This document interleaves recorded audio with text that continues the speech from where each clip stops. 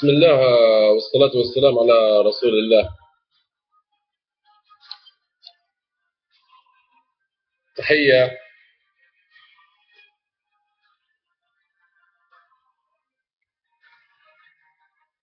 تحية خاصة لأبطال الجيش والقوات المسلحة. تحية لشباب المناطق، شباب انتفاضة 15 أكتوبر، وكل شباب المناطق اللي ساهموا في تأمين المناطق وساندوا القوات المسلحة وساندوا الجيش الليبي في محاربته على الإرهاب. نبو نتكلم عن حاجة بخصوص ما يسمى الحوار. أي حوار تكلموا عليه؟ الحوار اللي تديروا فيه في مزبلة التاريخ من الأخير، لأنكم ما تحشموش على وجوهكم. الشباب قاعدة تقدم كل يوم، شباب تموت كل يوم، وانتم تقولوا نبي نديروا حوار. حوار مع من؟ حوار مع كوكو حرام ولا مع وسام بن حميد؟ حوار مع اللي يقصوا في الروس؟ بطلوا كذب على الليبيين، ونقول للليبيين حاجه ضروري نقول لهم من توا، ضروري الليبيين لما يحطوا يديهم في دين بعضهم ويساندوا الجيش.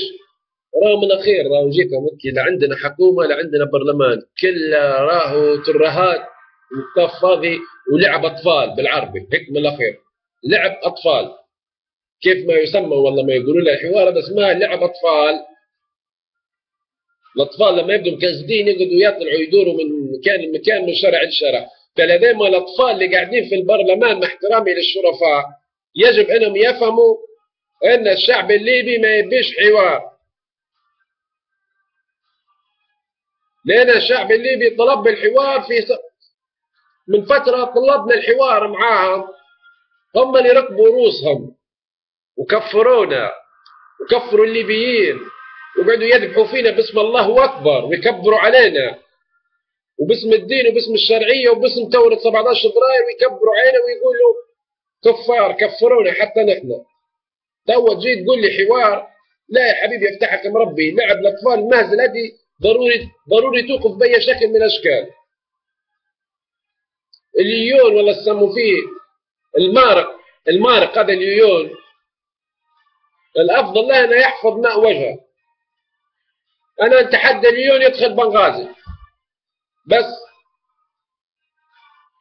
وانت حداهم كلهم. انا بتاعين الحوار تو اللي جالسين في طبرق غادي، مش انتم تقرروا مصير الشعب الليبي، مش انتم راهو. ايوه الشعب الليبي يقرر مصيره ولا وصيه على الشعب الليبي. فلهذا يجب تحطوا في دماغكم وتفهموا بان راهو اللي تديروا فيه لعب اطفال، اسمها لعب اطفال وسرقه مال الليبيين. انا نبي نسالكم سؤال، نتحداكم ونحط صبعي في عينكم كلكم تو، هو كم صرفتوا على الحوار؟ تطلعوا وتقولوا كم صرفنا من مال الشعب الليبي على الحوار، على لعب الاطفال؟ كم صرفتوا عليه؟ ترى خلي واحد راجل فيكم يطلع ويقول كم صرفنا من اموال وارزاق الشعب الليبي على الحوار. اللي صرفتوه على الحوار يا ريتكم جبتوه للناس النازحه اللي قاعده في المدارس، اللي مش لاقيه باش تاكل وتشرب، ما تشغلوش فيهم. دائما ما زال عندكم الناس ادرى افضلوا، ما زال عندكم بركان حينفجوا اللي هو بركان النازحين، وانا معاهم الحق، نحن كلنا معاهم. في حالات لو ان اتمنى من القنوات ان تجيب الحالات والمأساة تاع النازحين اللي في المدارس قاعدين،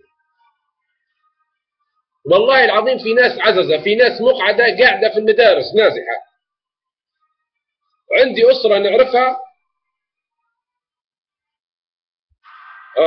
تكون الأسرة دي من بنتين وعزوز، البنت مقعدة والعزوز مقعدة، والبنت الأخرى الكبيرة تعاني في فمها واختها ومقعدات وقاعدة في مدرسة نازحة. هذين هم مفروض تجوا تشوفوا وضعهم،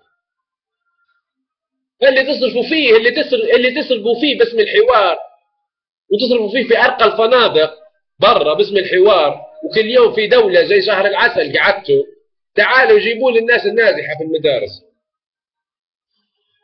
وحاجة أخرى، وين مجلس البلدي بتاع بنغازي؟ اسم على مسمى، وراهم كم حاجة، واعتبروه تهديد، اعتبروه كيف ما تعتبروه، حيتم الزحف عليه. المجلس البلدي بتاع بنغازي هذا حيتم الزحف عليه، حيتم إغلاقه. إذا كان مدارس حل العائلات النازحة حيتم إغلاقه. وقولوا علي الديب يحرض، أي نعم أنا نحرض من أجل الحق، نحرض والله العظيم الحق ماني ساكت عليه.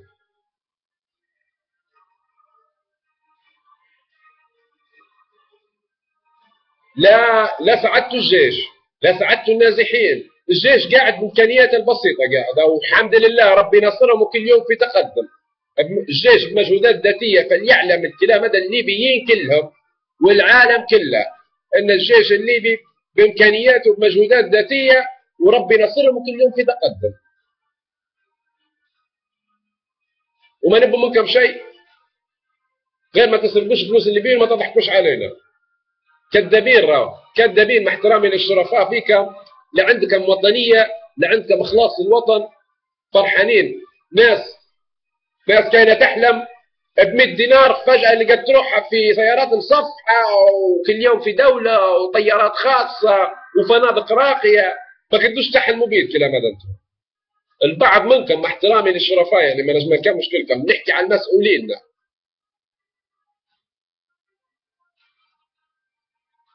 راهو دوكم تضحكوا على الشعب الليبي، تضحكوا علينا فاطنينكم. انا عن نفسي فضلكم، ما تحكي عن نفسي انا فضلكم، لكن حطوا في دماغكم حاجه واحده، راه موضوع الحوار حتى لو اضطرينا للقتال ضده مش حنقبلوا به ابدا نهائيا. ونحرض، انا نحرض ضد الحوار، وديروا تحريض، وتعالوا ديروا امر قبض علي، فهمتني ولا لا؟ وطز فيكم اعلى ما في خيركم ركبوه. اللي يركب الجمال ما يوطيش راسه، ما معروف انت طلعت. اللي يركب الجمال ما يوطيش راسه، على الحق مانيش ساكت. الشباب تموت كل يوم، انا كل يوم يدفعوا في الثمن غالي وفي تقدم يعني، وانتم تضحكوا علينا وتقولوا حوار. حوارنا الحرب، لا حوار خاطئ لغه الرصاص. الرصاص بس، الرصاص يتكلم. الان لما اصبحنا نحن اصحاب الحق، واصبحنا نحن من على الارض، الان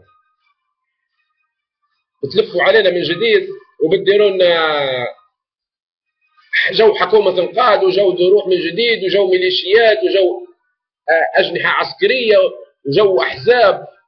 لا تحكم ربي. راه حيجي يوم حتلقوا روحكم في الحبس. انا نقول لك كم من توا، حيجي يوم حتلقوا روحكم في الحبس. توا عندكم الحق تقولوا قاعدين بعيد في طبرق، ما خليهم. وثاني حاجه اخرى بنقولها الليبيين،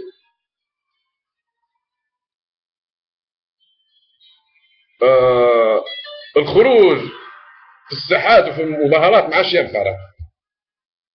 انا نقول لكم كيف، لانهم هم ما يتحشموش على وجوههم.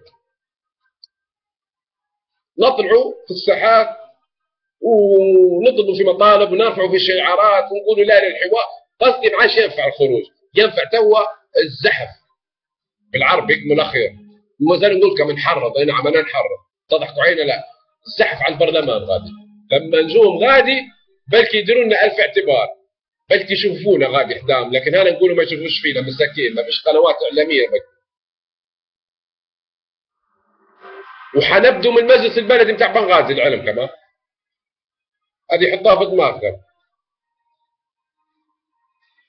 حنبدو من مجلس البلدي بتاع بنغازي، ضروري يشوفوا وضع عشان برنامج المجلس هذا.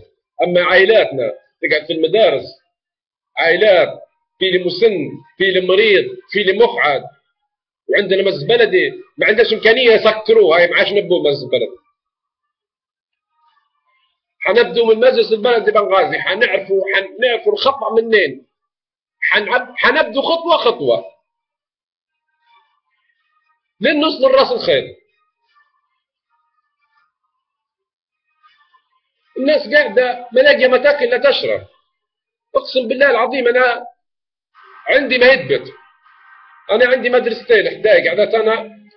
الناس الجيران يلمونهم كل يوم في الزيت وفي الطماطم، نحكوا بالعاميه، وفي السكر وفي الاكل وفي الشراب، يلمونهم ويشيلوا فيه النازحين. مدرستين حدايا وكلام بالثابت عندنا. وين مجلس البلدي؟ وين فلوس الليبيين؟ سرقتون، كملتون. انا نبي حاجه واحده، حاجه اخرى حتى اوكي، بدل ما تصرفوا في الفلوس تسرقوا فيهن باسم الحوار، وكل يوم في دوله حصلتوا يعني ناس كنتوا ما تحلموش حتى ب 100 دينار، فجاه اصبحتوا ملايين وسيارات مصفحه ومكاتب وطيارات خاصه على حسابكم. وانت ما تبي تطلع وزير ولا نائب، الو وسيل الطياره تو بنطلع، ما كنتوش تحلموا بيه الكلام هذا اصلا. بدال ما تصرفوا فيه على لعب الاطفال، لعب الاطفال اللي هو اسمه الحوار، سميناه من يوم غادي لعب الاطفال، راك صرفتوا على الناس النازحه، راك صرفتوا على الناس اللي قاعده في المدارس.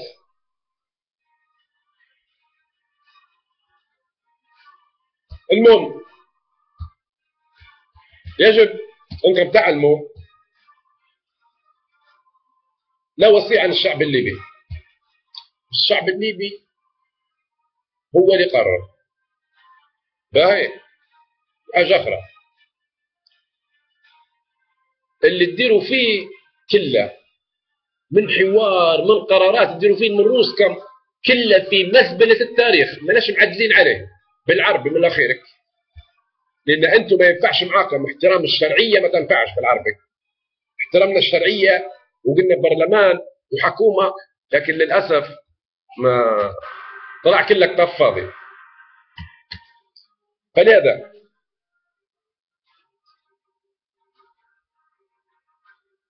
نقول لكم من توا الحوار بتاعنا الرصاص، لا حوار خاطر رصاص مع المله الفاسده توا اللي قاعده تدبح فينا وتقتل فينا واللي يكفرونا، هذا ما فيش حوار معاهم. وطرابلس العاصمه هذه حطوها في دماغكم، طرابلس العاصمه. وما نبيش نحكي عن الناس اللي قاعده تعطل في المعركه، تبي المعركه طويله. طرابلس العاصمه هذه افهموها كويس. وليبيا موحده، والوحده الوطنيه ضروري منها، شئتم ام ابيتم، ما كانت تصبوا حتى عليه روسكم. ليبيا غير قابله للتقسيم، وهذا امر غير قابل للنقاش. وان رفعنا سلاح وقاتلنا من اجل المطلب، من اجل المطلب هذا، ليبيا وحده وطنيه، ليبيا غير قابله للتقسيم. برضو نقول للليبيين انهم يحطوا يدهم في يد جيشهم ويساندوا الجيش ويوقفوا مع الجيش بكل قوه. هذه اهم نقطه،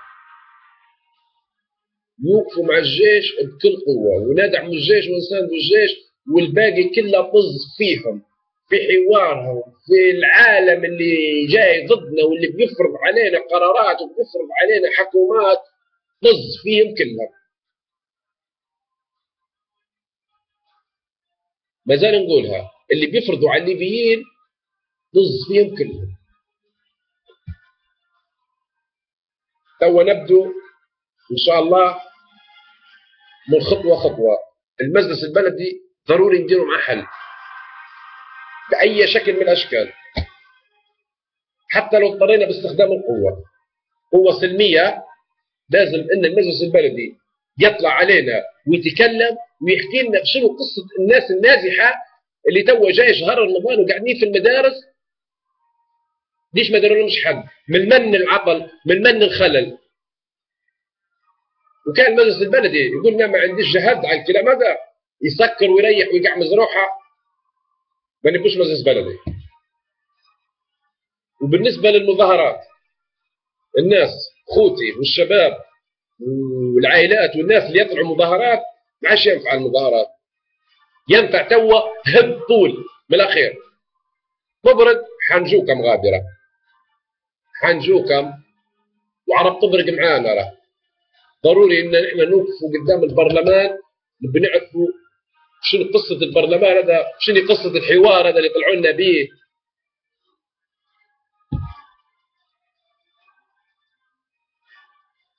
وبرضه نطلب من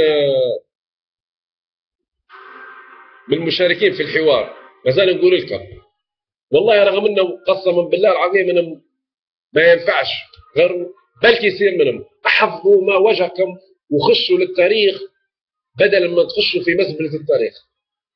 راهو اللي تديروا فيه انتم يا جماعه الحوار، يا جماعه لعب الاطفال، لعب الاطفال، راهو خيانه للوطن، خيانه لدم الشهداء، خيانه للناس اللي قاعده تقاتل كل يوم. اهو راهو والله العظيم مش في صالحكم ومش حيصير منا، واقسم بالله العظيم، اقسم بالله العظيم اللي تديروا فيه والله ما صاير منه. حاجه واحده بس، ما تسرقوا في فلوس الليبيين باسم الحوار الصهيوني بس، هذه يمكن صاير منها. اما راهو الحكومه اللي تحكوا عليها حكومه القاد وحكومه طري فش وحكومه حوار وحكومه زلحه، واقسم بالله العظيم ما صاير منها. واه شيلوها علي، وانا لما نتكلم ونحلف عارف ليش نحلف، لان الليبيين ما يبوش الكلام هذا، مش انا بروحي. امهات الشهداء ما يبانش الكلام هذا، اللي ابنائهم ماتوا مستحيل يرضوكم بالحوار، حتى لو اضطروا انهم يطلعوا ويقاتلوكم بعدين.